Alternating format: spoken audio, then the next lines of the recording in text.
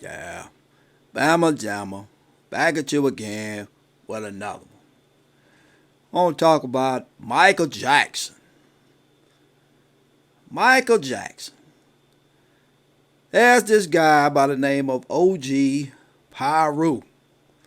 Has been expressing in several interviews that the king of pop, Michael Jackson, actually died in Las Vegas in 1979.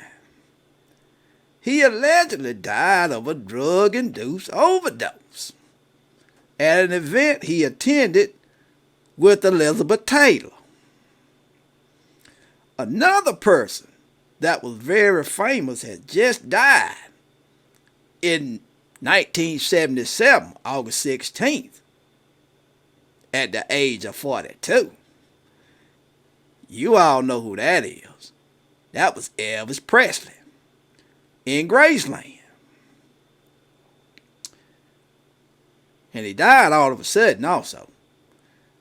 And to fuel the speculation that Elvis' death was expected to foul play, the chief investigator for the Tennessee office of the state, chief medical examiner, Dan Warlick, ordered the autopsy report to be sealed for 50 years.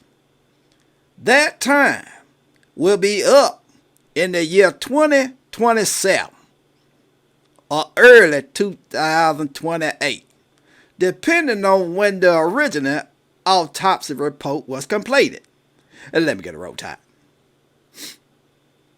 It is mind-boggling to even think or believe Michael Jackson actually died in 1979, considering he presumably died on June 25th, 2009. You're probably asking, how could this be? OG PIRU says, allegedly, that the Michael Jackson that died in 1979 was the real Michael Jackson. The real Michael Jackson? Then who was the Michael Jackson that died in 2009?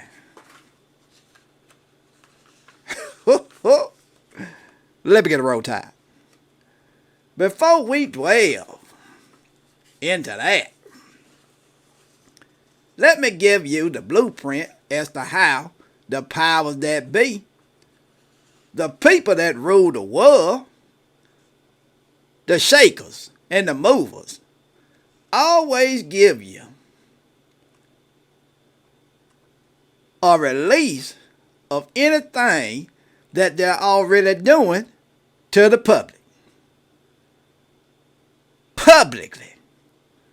Take a look back to 1938,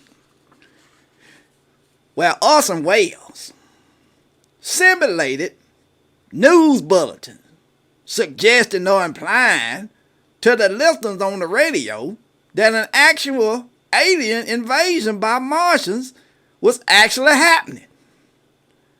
That caused massive hysteria across the nation because it was believed by the listeners that it was true. By doing that, just that one thing, in 1938, it actually gave future events to be looked at as not real. Look at the Roswell incident in 1947, just 9 years after that, where an alleged alien aircraft crashed near Roswell, Mexico.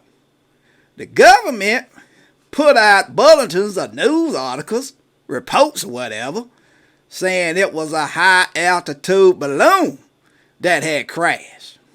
My opinion, a high-altitude that had crashed?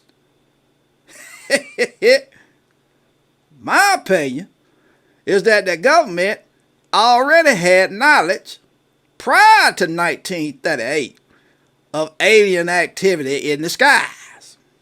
Fast forward